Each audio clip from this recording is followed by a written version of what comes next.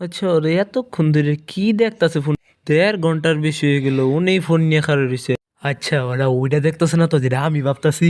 যাই ওর কাছে যে দেখাই ওরা কি দেখতাছে। কিরে বেটা ততক্ষণ ধরে দেখতাছি তোরা কি যেন দেখতাছ। আমার একটু দেখা বেটা দেখি তোরা কি এমন দেখস। আরে না বেটা তোর এতে দঞ্জাম না, তোর দেখে তা কাম নাই। কে তোরা দেখতাছস তা আমি দেখলে সমস্যা কি? আমারও দেখা। তুই কি আসলেও মানে আসলে এটা দেখবার চাস? ও বেটা তাইলে আর কইতাছি কি কি দেখতাছ আমার একটু দেখা বেটা দেখি।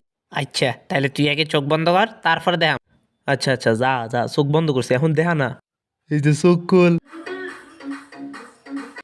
বেটা মুরব্বি ডিজে সঙ্গে পড়ছে যেটা সবার আগে আমরা শুনছি। দেইস তুই আবার এটা একেবারে কইস না ভাই, ঠিক আছে?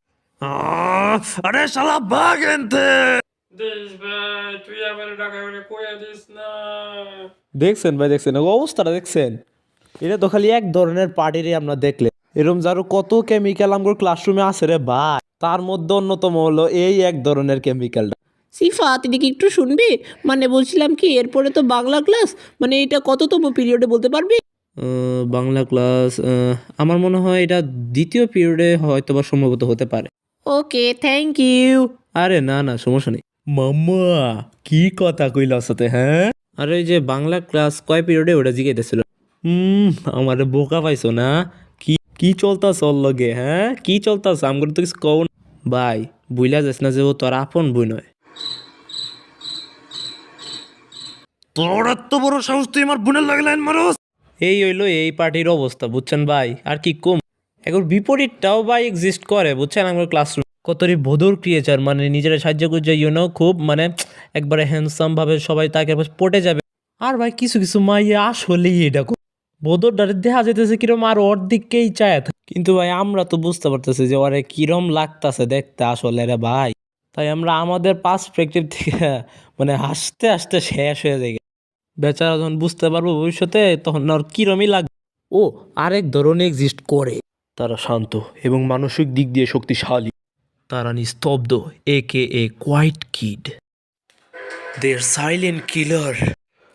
দে আর অ্যাটিটিউড কিং।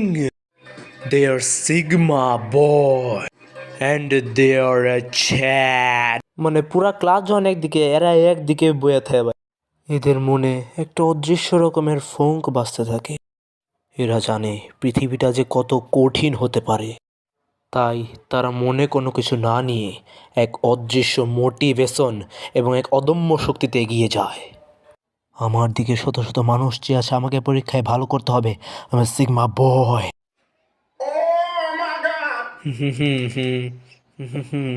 খাইছে রে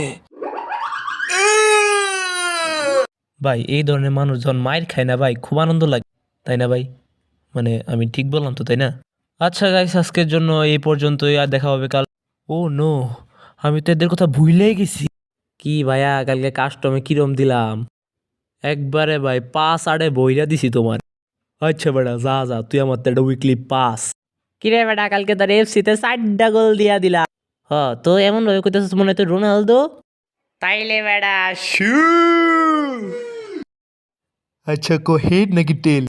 আচ্ছা আচ্ছা টেল টেল মার মার মার। কিরে আমি মারলাম এক, তুই মারলি সিজার, কি হইলো কামটা? আরে আমি জানি নাকি, তুই তো আমাকে টেনে নিয়ে আসলি।